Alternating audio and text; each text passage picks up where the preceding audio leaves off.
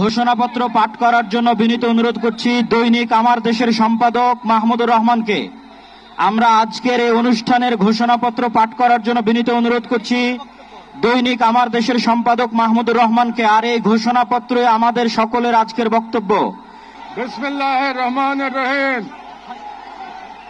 বিসমিল্লাহির রহমানির রহিম।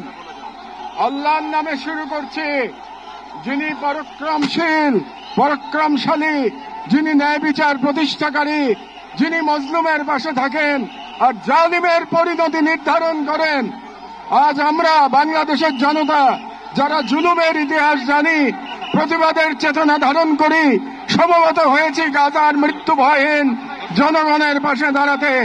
আজকের এই সমাবেশ কেবল প্রতিবাদ নয়, এটি ইতিহাসের সামনে দেওয়া আমাদের জবাব, একটি অঙ্গীকার, একটি শপথ। এই পদযাত্রা ও গণজামায়াত থেকে আজ আমরা 4টি স্তরে আমাদের দাবি সহ উপস্থাপন করব। আমাদের প্রথম দাবিগুলো জাতিসংঘ আন্তর্জাতিক সম্প্রদায়ের প্রতি, যেহেতু জাতিসংঘ আন্তর্জাতিক সম্প্রদায় সকল জাতির অধিকার রক্ষার, দখলদারিত্ব, গণহত্যা রোধের সংকল্প প্রকাশ করে এবং আমরা দেখেছি গাজায় প্রতিদিন যে রক্তপাত, যে ধ্বংস চলছে, তা কোনো একক সরকারের ব্যর্থতা নয়, বরং এটি একটি আন্তর্জাতিক ব্যর্থতার ফল। এবং এই ব্যর্থতা শুধু নীরবতার মধ্যেই সীমাবদ্ধ নয়, বরং পশ্চিমা শক্তি বলয়ের অনেক রাষ্ট্র সরাসরি দখলদার ইসরায়েলকে অস্ত্র, অর্থ ও কূটনৈতিক সহায়তা দিয়ে এই গণহত্যাকে দীর্ঘস্থায়ী করেছে এবং এই বিশ্ব ব্যবস্থা দখলদার ইসরায়েলকে প্রশ্নবিদ্ধ না করে বরং রক্ষা করার প্রতিযোগিতায় নেমেছে। সেহেতু আমরা জাতিসংঘ ও আন্তর্জাতিক সম্প্রদায়ের প্রতি জোরালো দাবি জানাচ্ছি, 1. জায়নবাদী ইসরায়েলের গণহত্যার বিচার আন্তর্জাতিক আদালতে নিশ্চিত করতে হবে। 2. যুদ্ধবিরতি নয়, গণহত্যা বন্ধে কার্যকর ও সম্মিলিত পদক্ষেপ গ্রহণ করতে হবে। 3. 1967 সালের পূর্ববর্তী ভূমি ফিরিয়ে দেওয়ার জন্য বাধ্যবাধকতা তৈরি করতে হবে। 4. পূর্ব জেরুজালেমকে ফিলিস্তিন রাষ্ট্রের রাজধানী হিসেবে আন্তর্জাতিকভাবে স্বীকৃতি দিতে হবে এবং 5.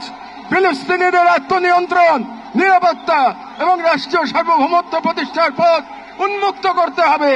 কারণ এই মুহূর্তে বিশ্ব ব্যবস্থা যে ন্যায়ের মুখোশ পড়ে আছে, গাজার ধ্বংসস্তূপে সেই মুখোশ খসে পড়েছে। আমাদের দ্বিতীয় দাবিগুলো মুসলিম উম্মার নেতৃবৃন্দের প্রতি। যেহেতু আমরা বিশ্বাস করি ফিলিস্তিন কেবল একটি ভূখণ্ড নয়, এটি মুসলিম উম্মার আত্মপরিচয়ের অংশ এবং গাজা এখন কেবল একটি যুদ্ধবিধ্বস্ত শহর নয়, এটি আমাদের সম্মিলিত ব্যর্থতার বেদনাদায়ক প্রতিচ্ছবি। এবং উম্মার প্রতিটি সদস্য, প্রতিটি রাষ্ট্র এবং প্রতিটি নেতৃত্বের উপর অর্পিত সেই আমানত যে আল্লাহ প্রদত্ত ভ্রাতৃত্ব ও দায়িত্বের সূত্রে আবদ্ধ। এবং ইসরায়েল একটি অবৈধ, দখলদার, গণহত্যাকারী রাষ্ট্র, যা মুসলিমদের প্রথম কিবলা ও একটা পুরো জনগোষ্ঠীর অস্তিত্ব নিশ্চিহ্ন করতে সর্বশক্তি নিয়োগ করেছে। এবং ভারতের হিন্দুত্ববাদ আজ এই অঞ্চলে জায়নবাদী প্রকল্পের প্রতিনিধিতে পরিণত হয়েছে, মুসলমানদের বিরুদ্ধে সুপরিকল্পিত দমন নির্যাতন চালিয়ে যাচ্ছে। এবং ভারতের সম্প্রতি ওয়াকফ সম্পত্তি আইনে হস্তক্ষেপের মাধ্যমে মুসলিমদের ধর্মীয় ঐতিহাসিক অধিকার ধারণ করা হয়েছে, যা উম্মার জন্য একটি স্পষ্ট সতর্কবার্তা। সেহেতু আমরা মুসলিম বিশ্বের সরকার ও ওআইসির মতো মুসলিম উম্মার প্রতিনিধিত্বকারী সংগঠনগুলোর নিকট দৃঢ়ভাবে আহ্বান জানাই, 1. ইসরায়েলের সাথে অর্থনৈতিক, সামরিক ও কূটনৈতিক সকল সম্পর্ক অবিলম্বে ছিন্ন করতে হবে। 2. জায়নবাদী রাষ্ট্রের বিরুদ্ধে বাণিজ্যিক অবরোধ ও নিষেধাজ্ঞা আরোপ করতে হবে। 3. গাজার মুসলিম জনগণের পাশে চিকিৎসা, খাদ্য, আবাসন ও প্রতিরক্ষা সহযোগিতা সহ সর্বাত্মক সহযোগিতা নিয়ে দাঁড়াতে হবে। 4. আন্তর্জাতিক পর্যায়ে ইসরায়েলকে একঘরে করতে সক্রিয় কূটনৈতিক অভিযান শুরু করতে হবে। এবং 5.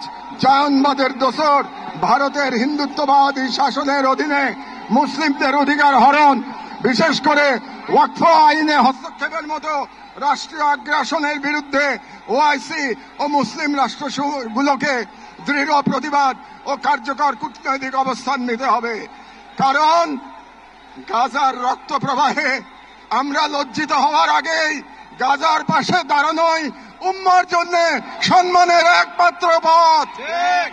65% পর্যন্ত বিদ্যুৎ সাশ্রয়ী হাইসেন্স এসি, যার ফাস্ট কুলিং মোড দ্রুত ঘর ঠান্ডা করে। হাইসেন্স। এবং যে নেতৃত্ব আজ নীরব, কাল ইতিহাসের কাঠগড়ায় দাঁড়াতে বাধ্য হবে। আমাদের তৃতীয় দাবিগুলি বাংলাদেশ সরকারের প্রতি। যেহেতু বাংলাদেশ একটি মুসলিম সংখ্যাগরিষ্ঠ রাষ্ট্র, যার স্বাধীনতা সংগ্রামের ভিত্তিতেই নিহিত রয়েছে অন্যায় অবিচারের বিরুদ্ধে প্রতিরোধের চেতনা, এবং আমরা বিশ্বাস করি ফিলিস্তিনের প্রশ্নে বাংলাদেশ কেবল মানবতার নয়, ইমানের পক্ষেও এক ঐতিহাসিক অবস্থানে রয়েছে। এবং একটি গণতান্ত্রিক রাষ্ট্র হিসেবে সরকারের দায়িত্ব জনগণের ইমানি ও নৈতিক আকাঙ্ক্ষার প্রতি শ্রদ্ধা রাখা। এবং বাংলাদেশের জনগণ গাজার পাশে থাকার অঙ্গীকার করেছে, তাই রাষ্ট্রীয় পর্যায়ে নীরবতা এই জন আকাঙ্ক্ষার প্রতি অবজ্ঞার শামিল। সেহেতু আমরা বাংলাদেশ সরকারের প্রতি দৃঢ়ভাবে আহ্বান জানাই, এক, বাংলাদেশি পাসপোর্টে অ্যাকসেপ্ট ইসরায়েল শর্ত পুনর্বহাল করতে হবে এবং ইসরায়েলকে রাষ্ট্র হিসেবে স্বীকৃতি না দেওয়ার অবস্থান আরো সুস্পষ্টভাবে প্রকাশ করতে হবে। দুই, সরকারের ইসরায়েলি কোন প্রতিষ্ঠানের সাথে যত চুক্তি হয়েছে তা বাতিল করতে হবে। তিন, রাষ্ট্রীয়ভাবে গাজায় ত্রাণ ও চিকিৎসা সহায়তা পাঠানোর কার্যকর ব্যবস্থা নিতে হবে। চার, জায়নবাদের দোসর ভারতের হিন্দুত্ববাদী সরকারের অধীনে মুসলিম ও অন্যান্য সংখ্যালঘুদের উপর চলমান নির্যাতনের বিরুদ্ধে রাষ্ট্রীয়ভাবে প্রতিবাদ জানাতে হবে। যেহেতু হিন্দুত্ববাদ আজ শুধু একটি স্থানীয় মতবাদ নয়, বরং আন্তর্জাতিক জায়নিস্ট ব্লকের অন্যতম দোসর। ছয়,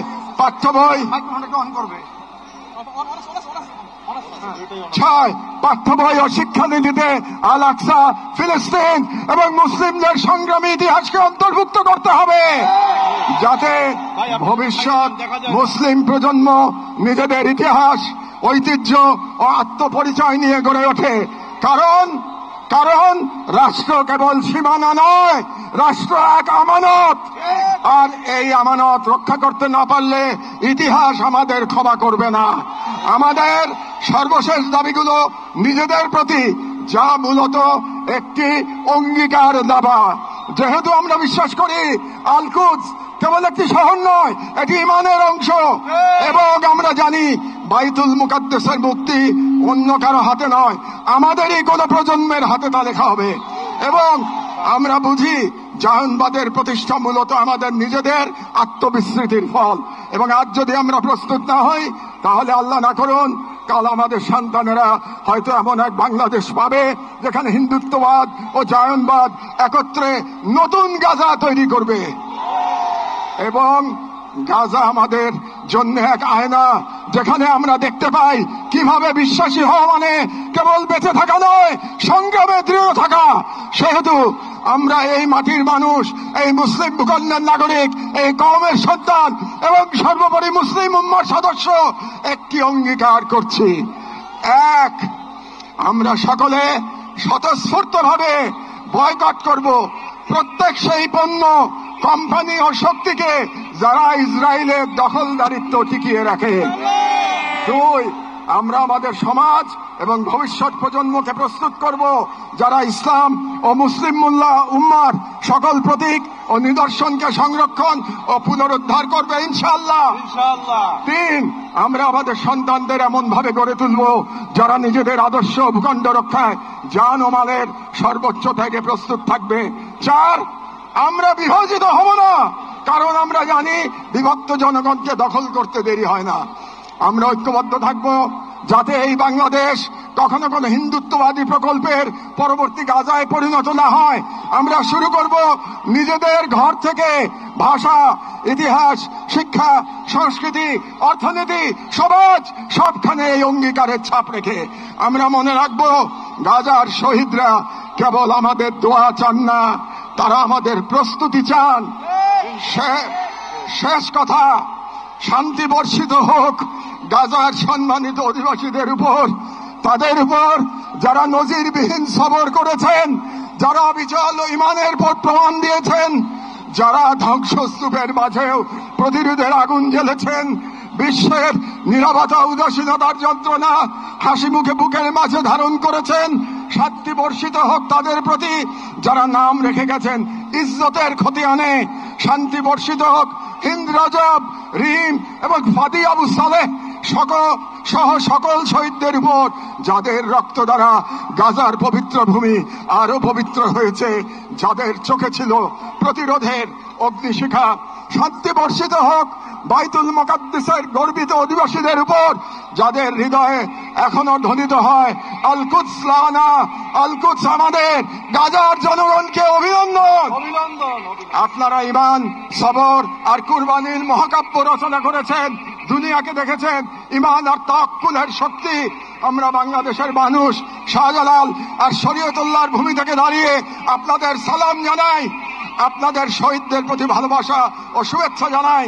আর আমাদের কণ্ঠে উচ্চারিত হয় এই দোয়া, হে আল্লাহ, গাজার এই সাহসী জনপদকে তুমি সেই পাথর বানিয়ে দাও যার উপর গিয়ে ভেঙে পড়বে চাইনিজদের সব ষড়যন্ত্র। বাংলাদেশের সর্বস্তরের জনগণের পক্ষে প্যালেস্টাইন সলিডারিটি মুভমেন্ট বাংলাদেশ।